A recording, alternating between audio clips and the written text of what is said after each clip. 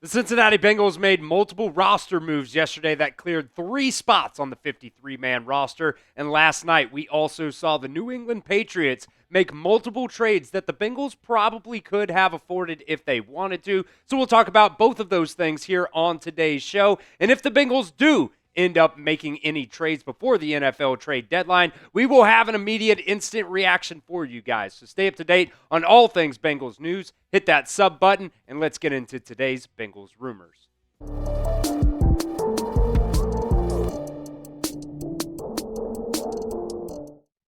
Let's begin today's show with the roster moves that the Cincinnati Bengals made yesterday. First up, Shaka, Heyward, and Matt Lee were both placed on injured reserve, so they're going to at least miss the next 4 weeks for the Bengals. And, Matt Lee has been on the injury report here for the past couple of weeks with that knee injury that he's been dealing with there. He's been available for some of these Bengals games. A couple of times he has also been on the inactive list for the Bengals the past couple of weeks there. But then Shaka Heyward, he's a very good special teams player for the Bengals. He ended up fracturing his leg in last week's game. So both of those guys are going to miss the next couple of weeks here. And also, the Bengals ended up releasing defensive tackle Mike Pennel. He's played 133 total snaps for the Bengals this year, but, for the first couple of games of the season, he was playing about 20 snaps there for the first 5 games for the Bengals per game. And over the past 3 weeks now, you've seen those snaps kind of decrease by about half. There was one game where he played 7, and then the last 2 he's played 11 and 10 snaps those games there. And it does also sound like he actually requested a release from the Bengals, knowing that continued snap count was probably going to, continue to go down for him. And he will be taking a visit today with the Kansas City Chiefs. And I would probably expect that he will end up signing with the Chiefs because it just makes too much sense for him not to, go take a visit with his former team, won a couple of Super Bowls with them. I would expect them to end up signing Mike Pennel there. That could end up meaning, I think, for the Bengals that you could possibly see some more McKinley Jackson in the lineup. He's been a healthy scratch for a bunch of these Bengals games to start the season. Or it could also mean that Jordan Jefferson, who the Bengals ended up picking up a couple of weeks ago off the waiver wire, you could also see a little bit more from him.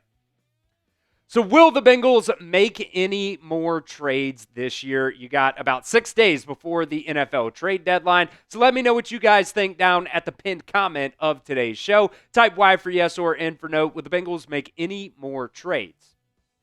All right, let's start off here with a couple trades that we saw go down yesterday. The Patriots sent Keion White, defensive end, to the San Francisco 49ers. They did a 6th, 7th round pick swap for him as well. And look, man, Keion White, he just really hasn't been great. Hasn't really played a ton this year for the Patriots. He was actually inactive the past couple of weeks here just because the Patriots, were expecting to trade him. And this is a guy that, is still on a rookie contract here. And like I said, hasn't really played a ton this year, but last year did also have 5 sacks for the New England Patriots. Like I said, his snap share has kind of gone down here. Only does also have 3 pressures on the season so far this year. And I will get into just a second if I think the Bengals should have actually, tried to pursue a trade here for Keion White. But, the money for Keion White would have made sense if the Bengals wanted to do anything here. He's not really owed a lot, this year or next year. And that, once after 2026, he would be a unrestricted free agent. So, you would get about a year and a half if the Bengals did want to go down that route. And I will say this as well, the Bengals right now, I think they've got better than what Keion White could end up, bringing to the table. And, we've talked about the lack of pass rush that the Bengals have had so far this year. I just don't think that a trade for Keion White would have really helped the Bengals at the end of the day. As I mentioned, the Bengals could have done this trade if they wanted to. They do still have 2 6th-round picks that they could have, ended up giving up for him if they wanted to go down that route. He is cheap. He's under control for both this year and next year. And, we have all been complaining about the lack of pass rush that the Bengals have had. Even when Trey Hendrickson has been in there, teams just double him or chip him, and nobody else has really been able to, at least consistently, been able to win their one-on-one matchups there. But I just feel like he is the same caliber of player, if not a little bit less of a caliber of player, of what you have in Joseph Ossai and Myles Murphy. Both of those guys as well have already been here. They've been working with Al Golden for the past, couple of months now that Al Golden has been hired as the Bengals defensive coordinator. I just don't think it really would have made much sense to go out there and try to trade for Keion White, really, because you probably already have Keion White at home right now.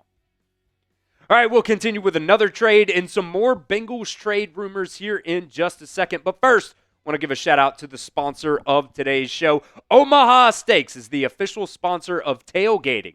From legendary burgers to mouth-watering steaks, deli-style franks, and so much more, you'll elevate your next game day get-together with America's original butcher. For more than a century now, Omaha Steaks has delivered the world's best steak experience. Omaha Steaks' legendary flavor is served in stadiums and homes across the country. And right now, with this exclusive offer, you guys can get $35 off at omahasteaks.com just by using promo code Bengals at checkout. Terms do apply, and you can see that website for extra details there. But you can see on screen right now, it's not just steaks. They have steak. They have chicken. They've got a bunch of different cuts of steaks that you guys can choose from as well, whether it's different bundles that you guys can choose from. Some of these bundles using promo code Bengals at checkout. With that extra $35 off, by the way, you guys can get some of those bundles for under $100 as well. And, maybe you're not necessarily a, turkey person for Thanksgiving. Maybe you can switch it up,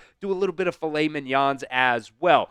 So make game day delicious with the official sponsor of tailgating, and visit omahasteaks.com and get $35 off just by using promo code Bengals at checkout. That's omahasteaks.com. Use promo code Bengals at checkout to get $35 off. Terms do apply, and you can see that website for extra details, but that link is going to be down in the comment section and the description of today's video. We appreciate Omaha Steaks for being the sponsor of today's show.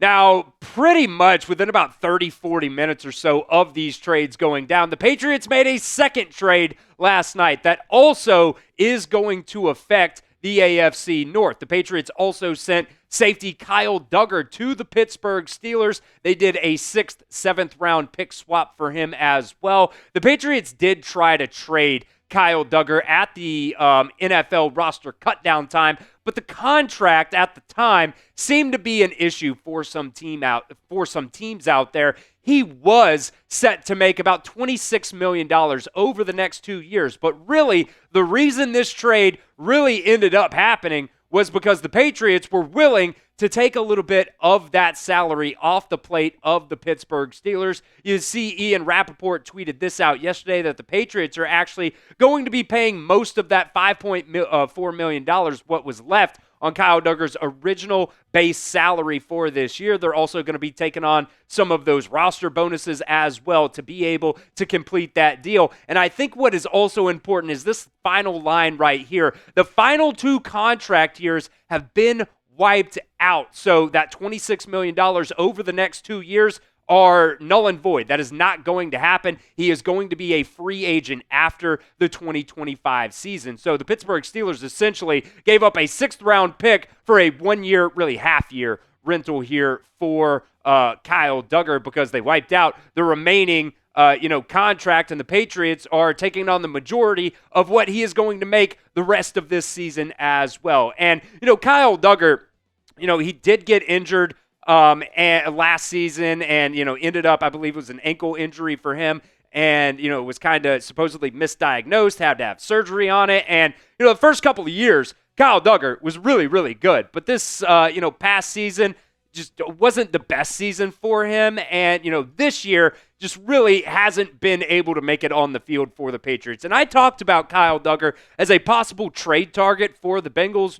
I've seen some people out there, talking about, can you replace Geno Stone? Could you replace Jordan Battle? I'll be honest, I kind of think Geno Stone's probably playing a little bit better than Jordan Battle right now. So I would have probably wanted, Kyle Duggar to challenge Jordan Battle a little bit, in this Bengals lineup. But it doesn't really matter. The Steelers end up trading for him. All they end up giving up for him is a 6th-round pick, and they also get that extra 7th-round pick in return. So I want to hear from you guys down inside the comment section. We've been talking about, the Bengals possibly trading for a safety here the past couple of weeks. Would you have made this trade for Kyle Duggar? Let me know what you guys think down in the comments. Type T for trade or P for pass. Now, currently right now, this is what the Bengals have in terms of 2026 NFL draft picks. And we talk about this because, you're either trading players or you're trading picks when you're, making these trades, right before the NFL trade deadline.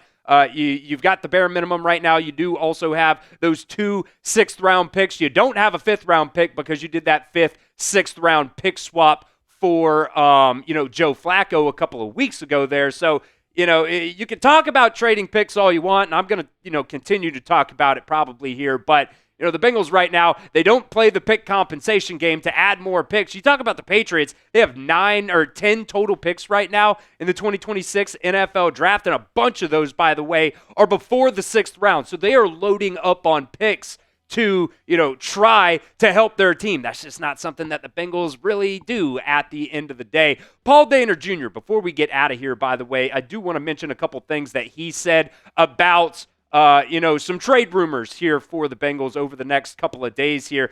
First up, talking about Trey Hendrickson, saying the Cincinnati Bengals are not trading Trey Hendrickson. Full stop. He went on and talked a little bit more about that. But then after that, I think this other part really was notable as well, saying the Bengals and de facto GM Duke Tobin are not in the business of giving up on winning games this year to add assets for the future. It's been the primary tenet of their in-season transaction history forever. And I will say it might be a little bit early right now to, talk about giving up on the season, so I totally get that. Paul Dehner Jr. did also add some extra stuff, talking about 2019 and how, the Bengals didn't have a single win at that point. They did this exact same thing then. I think that's a little bit mismanagement there, but it is what it is. Also talking about Logan Wilson here as well, saying Logan Wilson might have requested a trade, but it is also unlikely he gets dealt. His contract creates problems. He's signed through 2027 under the 4-year, $36 million extension that he signed in 2023 an acquired team could get out of it, of course, but that is a decent chunk to take initially, even if parting ways with him in March. So, Logan Wilson did request that trade. We talked about it the other day. We'll see if the Bengals actually end up honoring that, and we'll see if a team even wants Logan Wilson at the end of the day. He also talked about Cam Taylor-Britt, who has also been on the, NFL trade rumors discussion here, saying CTB worked his way back into the lineup against the Jets, and the staff is desperately hoping that being made a healthy scratch against Pittsburgh hit a motivational button in the embattled 2022 second-round cornerback. So, it seems like they still have a little bit of confidence, a little bit of faith in what they could possibly get from CTB. He did also throw a couple other players in the list here, saying that, if some team is willing to offer anything for members of the doghouse, talking about Jermaine Burton, McKinley Jackson, the Bengals will listen, but don't expect clamoring for the 2 busts. That's wild right there that he did include the word bust there of the 2024 3rd round, though. And I will say as well, McKinley Jackson, we'll see maybe if he has worked his way into the lineup there after they ended up cutting Mike Pennel. So the NFL trade deadline is only 6 days away. We will have you guys covered if the Bengals end up making any trades. So do not miss out. Hit that sub button and join the community here at Bengals Breakdown.